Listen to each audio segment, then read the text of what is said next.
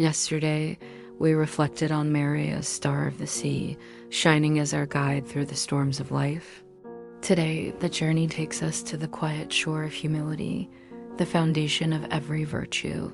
Mary is not only our guiding star, she is also the humble handmaid of the Lord. Her greatness is hidden in her littleness. She is the Mother of God, Queen of Heaven, yet she introduces herself simply as the handmaid of the Lord. Luke 1:38.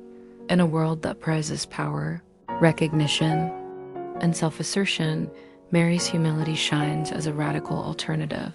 Her humility is not weakness, but strength.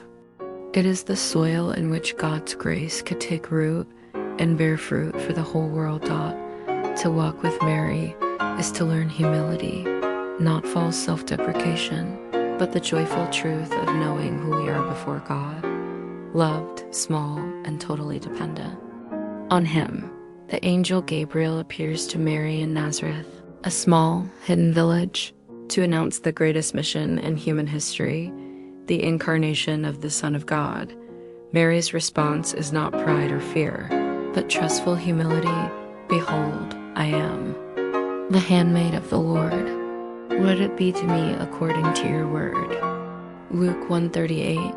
Her words reveal the essence of humility, placing oneself entirely at the service of God's plan. She did not demand proof. She did not negotiate conditions. She simply opened her life. Humility in Mary is the recognition that everything is gift. She knew her nothingness, yet she also knew God's greatness. True humility is not about denying our dignity, but about surrendering our lives to the giver of all dignity. Humility trusts. It does not need to control. Humility listens. It receives before it speaks. Humility serves. It places others before self. Mary's fiat was not a one-time act. It was the rhythm of her entire life. At Cana, at Calvary, in the hidden life of Nazareth, she lived humility. There is a danger in misunderstanding humility, false humility, denying gifts, rejecting blessings, or diminishing ourselves out of fear or insecurity. This form often looks holy but hides pride, because it still centers on the self. True humility, receiving everything as gift and giving everything back to God. It is freedom, not self-obsession. Mary shows us the balance. She acknowledges her lowliness. He has looked upon his handmaid's lowliness. Luke 1:48.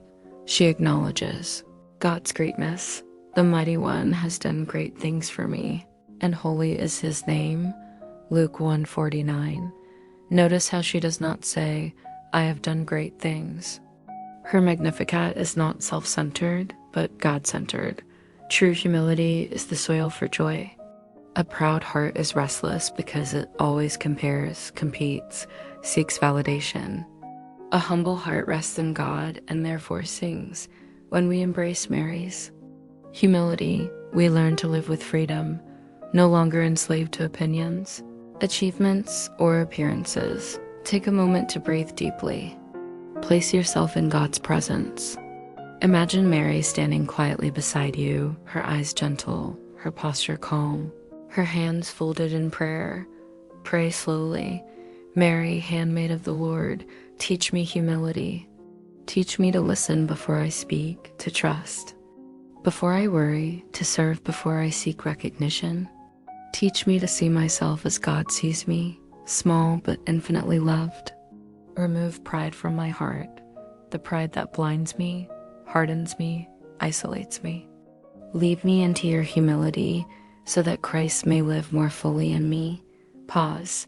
Reflect on one area of your life where pride causes tension, perhaps in your family, at work, in friendships, or even in prayer.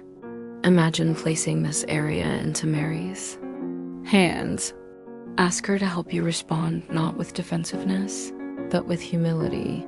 Picture her whispering the words of her fiat into your own heart. Let it be to me according to your word. Let these words echo within you until they become your own. How can we practice Mary's humility in our ordinary lives? Here are some ways: listening more than speaking. Humility honors others by truly hearing them. Gratitude for small things.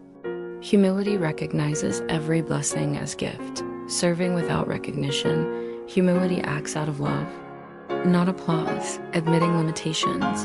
Humility confesses weakness without shame. Trusting God's mercy. Obedience to God's will. Humility accepts God's timing and plan. For example, when family conflicts arise, humility chooses patience over winning arguments. In work, humility celebrates others' successes instead of competing. In prayer, humility admits dryness and waits for God instead of demanding immediate answers. Humility is not a passive virtue. It requires courage, discipline, and perseverance. But with Mary as our teacher, we can grow into it step by step. Humility does not make us small. It allows God to be great within us.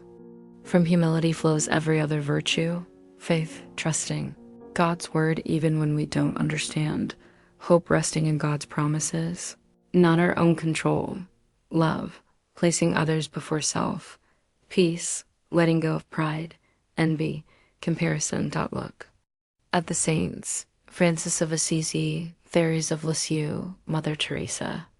All radiant in holiness, all profoundly humble. Mary's humility gave her the capacity to contain God Himself within her womb. When we embrace humility, God can also be born in us, not physically, but spiritually. Christ shines through a humble heart. In the end, humility prepares us for heaven. Pride builds walls. Humility opens doors. Pride isolates. Humility unites. Pride closes us in on ourselves. Humility lifts us into God. Today, we take Mary's hand as the handmaid of the Lord. Her humility is not distant or unreachable.